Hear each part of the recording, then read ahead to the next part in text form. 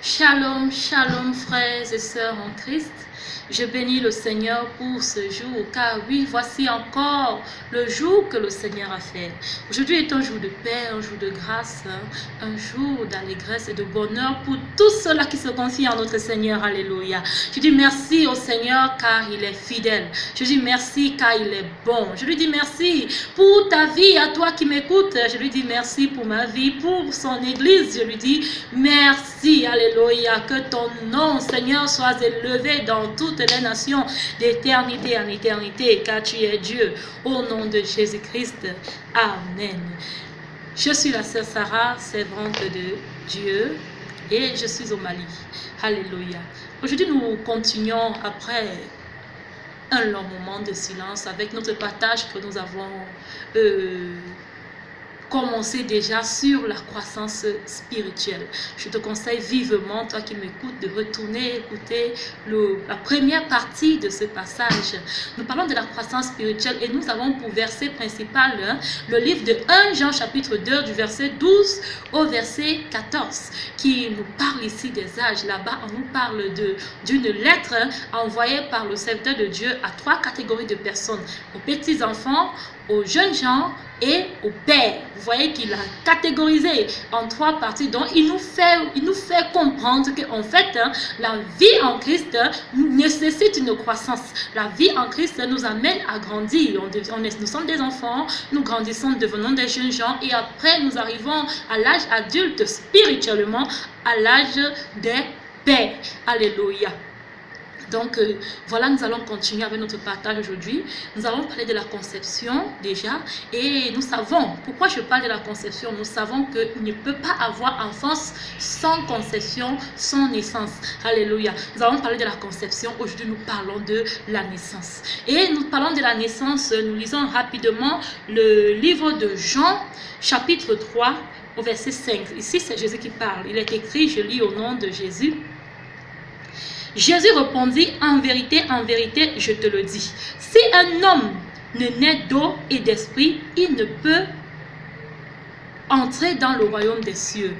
Je veux encore préciser quelque chose, c'est que la vie chrétienne a un but principal, c'est celui d'entrer dans le royaume des cieux.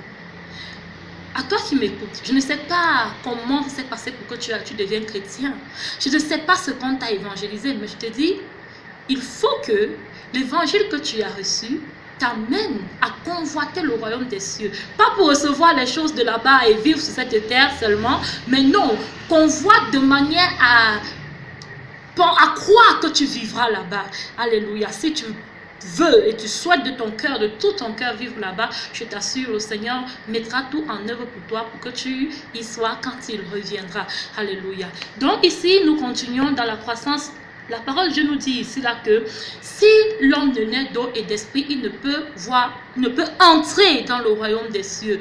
Donc ici, le Seigneur veut nous parler du baptême. Nous savons ici quand on parle de l'eau, on parle du baptême ici. Le Seigneur nous montre la nécessité du baptême de l'eau. Nous savons quand Jean-Baptiste est venu, il baptisait et il disait, moi je vous baptise d'eau pour le baptême de la repentance. Donc le baptême d'eau, c'est le baptême de la repentance. Je vais encore dire quelque chose. Le baptême d'eau est très important parce que c'est à ce niveau-là que se produit la naissance. Et je vais un peu parler d'une manière très charnelle avec ce que nous connaissons.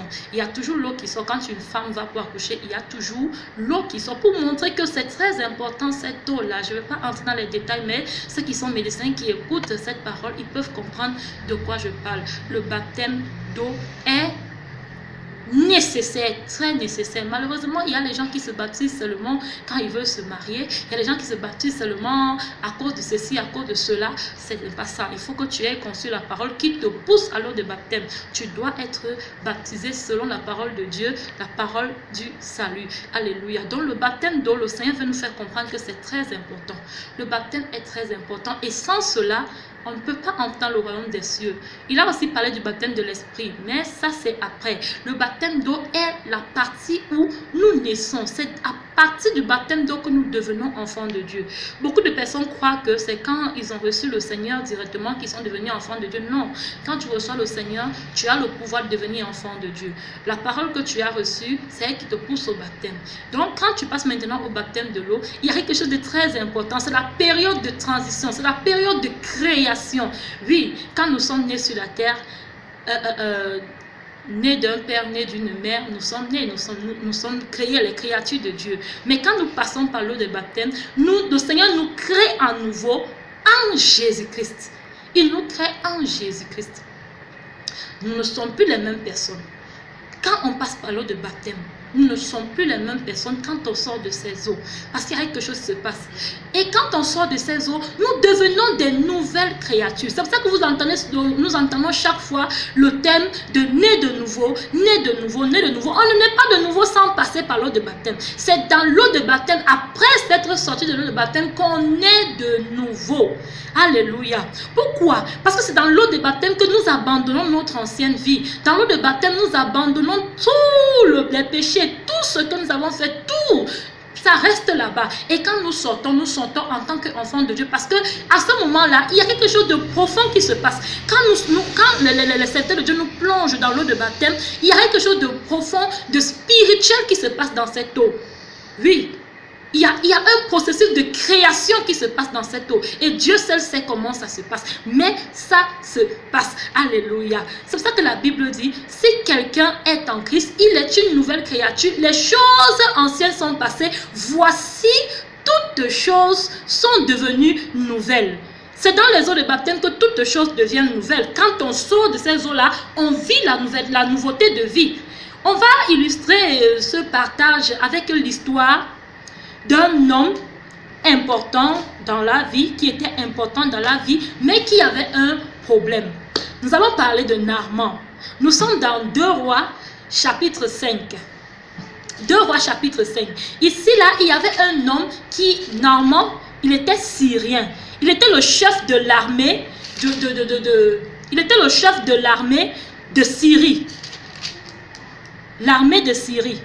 Il était le chef de l'armée de Syrie, mais il était lépreux. Imaginez-vous, un chef de l'armée, un homme fort, un homme de guerre, il est lépreux. Un homme qui avait l'argent, les serviteurs, les servantes, il est lépreux. Lépreux. Or, nous savons que la lèpre dans le temps passé était une chose abominable. Ceux qui avaient la lèpre ne pouvaient pas entrer dans le camp de Dieu. Dans le pays d'Israël, au temps de Moïse, tous ceux qui étaient lépreux ne pouvaient pas entrer dans le camp de Dieu. Même après Moïse, même en ce temps, le temps d'Élisée, les lépreux restaient à la porte. Ils n'entraient pas dans le camp. La lèpre était une chose très très mauvaise, très très sale, je ne sais pas comment je peux encore dire ça de plus, mais la lèpre était une chose méprisable. Tous ceux qui avaient la lèpre étaient méprisables. Donc voilà donc un homme comme Naaman, un homme riche, un homme fort, un homme de guerre, mais qui est lépreux. Alléluia. Aïe, ça c'est bizarre, il est lépreux. Aujourd'hui, comment voyons-nous la lèpre? Puisque le Seigneur nous demande de ne regarder aucun homme comme étant impur. C'est le péché qui est impur. C'est-à-dire la lèpre à nos jours, c'est le péché. Un homme qui vit dans le péché, un homme qui a encore la racine du péché en lui, il est un lépreux spirituel. Il est un lépreux spirituel. Donc Naaman était lépreux physique, mais spirituellement parlant, ceux qui vivent dans le péché, ils sont aussi lépreux tout comme Naaman. Alors un jour, Naaman a entendu dire qu'il y a un serviteur, il y a un prophète qui peut lui guérir de sa lèpre. Il est allé voir son roi qui a fait une lettre au roi d'Israël pour qu'on puisse guérir son serviteur Naaman. Alors Élisée a fait venir Naaman et il a envoyé dire à Naaman, sans laisser Naaman s'approcher de lui, il a envoyé dire à Naaman, va te jeter dans l'eau de Jourdain, lave-toi là-bas 7 fois et tu seras pur. Oh, pour entrer un peu dans l'histoire, Naaman s'est fâché parce que d'après lui, Élisée devait venir agiter ses mains, toucher, faire le toucher et puis il allait être guéri. Bien-aimé, mon frère, ma soeur, il y a certaines choses qu'on ne peut pas prier pour toi. On ne peut pas prier pour toi pour enlever le péché dans ta vie. On ne peut pas prier pour quelqu'un pour qu'il soit né de nouveau. Il doit passer par l'eau de baptême. Ça, c'est un peu l'illustration de ce qui s'est passé avec Naaman et Élisée. Alléluia. Élisée a dit à Naaman, va te laver 7 fois dans l'eau du Jourdain. Pourquoi 7 fois? Le chiffre 7 est le chiffre de la perfection. Nous savons que le 7e jour après la création, le 7e jour, Dieu s'est reposé parce que tout était parfait. Il s'est reposé. Le chiffre 7 est le chiffre de l'accomplissement. Le chiffre 7 est le chiffre de la beauté. Donc, où tout est fait, où tout est accompli. Le chiffre 7. Alléluia. Jésus-Christ est la perfection. Jésus-Christ a apporté la perfection, le salut. Il a apporté la connaissance de Dieu. Jésus-Christ a apporté l'accomplissement. Il dit dans sa parole, je ne suis pas venu abolir les prophètes et la loi, mais je suis venu les accomplir. Jésus-Christ a apporté la perfection. Donc en Jésus-Christ, on n'a pas besoin de faire les choses 7 fois avant que ça arrive. Une seule fois, la chose est faite. Donc voici, Naaman est allé finalement, même s'il voulait refuser, Dieu l'a fait grâce par la bouche de son serviteur. Il est allé entrer dans l'eau de Jourdain pour se laver 7 fois. Et dans le livre de Rois chapitre 5 au verset 15, nous allons le lire là-bas, il est écrit, au verset 14, il est écrit, il descendit alors et se plongea 7 fois dans le Jourdain selon la parole de l'homme de Dieu, et sa chair redevint comme la chair d'un jeune enfant et il fut pur. Alléluia. Il fut pur. On dit, il est allé entrer dans l'eau de Jourdain, se plonger 7 fois et sa chair est devenue pure. Dites-moi, qu'est-ce qu'on a mis dans l'eau de Jourdain? On avait mis le javel dans l'intérieur, dans l'eau de Jourdain. Qu'est-ce qu'on avait mis? Est-ce qu'il y avait des gens qui étaient là-bas pour frotter son corps? Est-ce qu'on avait lancé les comprimés dans cette eau? Non. Est-ce que l'eau de Jourdain avait quelque chose de particulier? Peut-être, mais la Bible ne parle pas, la parole de Dieu ne parle pas de cela. Il est parti se laver 7 fois dans l'eau de Jourdain. Il est entré dans la perfection. Le baptême d'eau, selon le Seigneur, le baptême d'eau qui est agréable à Dieu, c'est-à-dire le baptême d'eau c'est le baptême que tu reçois parce que tu as reçu l'évangile du salut, est un baptême de perfection. Celui qui passe par l'eau de baptême, il reçoit la purification de son âme. Premièrement, la purification de son corps. Il reçoit la purification de son âme. Naaman avait reçu la purification de son corps parce que c'était physiquement que lui avait fait cela. Bien que nous aussi nous entrons dans l'eau de baptême physiquement, spirituellement, il y a quelque chose de très grand qui se passe. De la même manière que spirituellement, Naaman avait reçu la pureté de son corps, la lèpre était partie. De la même manière, quand nous entrons dans l'eau de baptême, nous sommes aussi purifiés.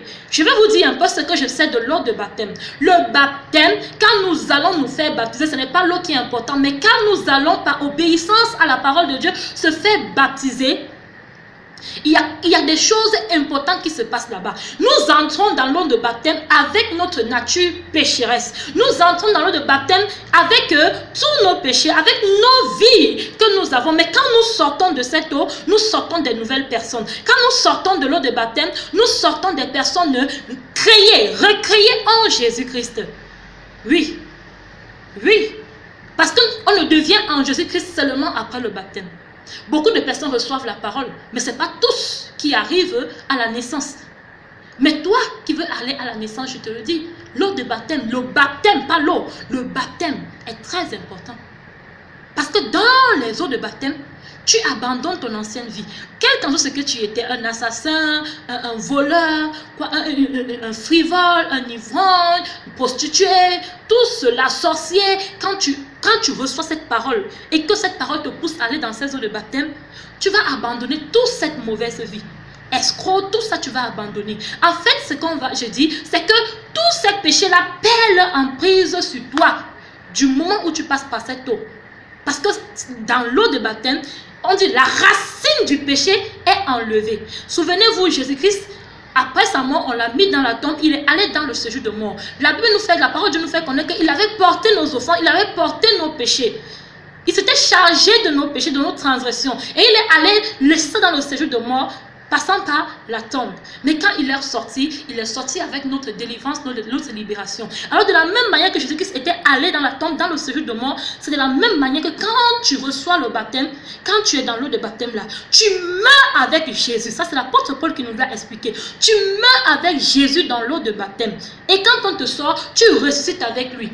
Jésus-Christ, quand il est mort, il avait nos péchés sur lui. Mais quand il est ressuscité, il était une personne pure. Il n'avait plus de péché. C'est ainsi aussi que celui qui entre, qui va se baptiser, qui entre dans l'eau de baptême, ayant reçu la parole du salut, quand il sort, il est une nouvelle créature. Oui, les choses anciennes sont passées. Les choses anciennes sont passées. Et c'est à ce niveau-là, c'est seulement en ce moment-là qu'on peut dire quelqu'un est né de nouveau.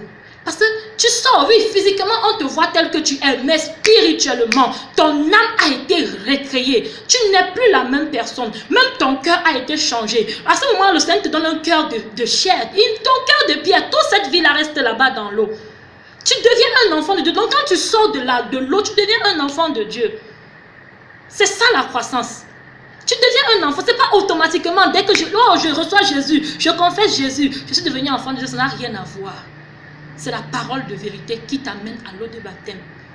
Tu vois, tu as reçu la parole, tu as cru en elle, tu l'as reçue dans ton cœur. Et cette parole a tellement agi dans ton cœur que ça te fait avancer jusqu'au baptême. Et quand tu sors du baptême, tu es enfant de Dieu, tu es libre de toute condamnation. Car la parole de Dieu nous dit que il n'y a donc plus de condamnation pour ceux qui sont en Christ. Ça c'est Romains chapitre 8 si je ne me trompe pas. Il n'y a plus de condamnation pour ceux qui sont en Christ.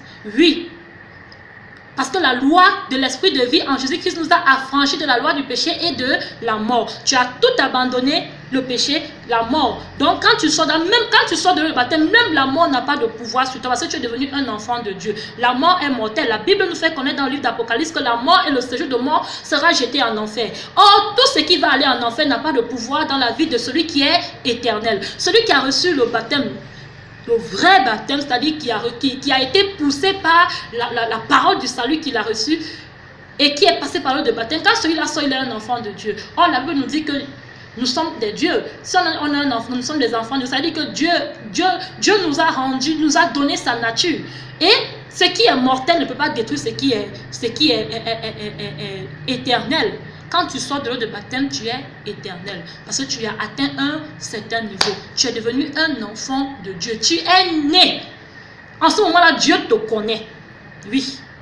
Il te voit. Il te connaît.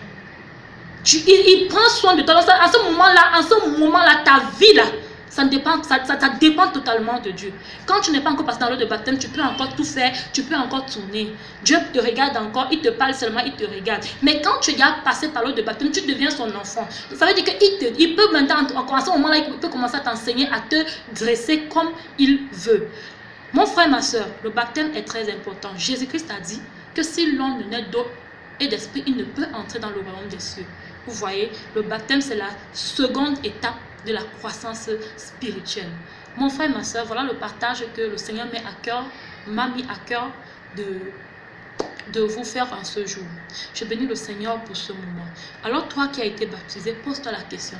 De quel baptême j'ai été baptisé? Quel est même ce qui m'avait excité à être baptisé? Quelle est même la parole que j'avais reçue? Mon frère, ma soeur, il ne sert à rien de courir. Il ne sert à rien de courir et de n'aller nulle part, courir physiquement et que spirituellement tu n'es pas en train de bouger.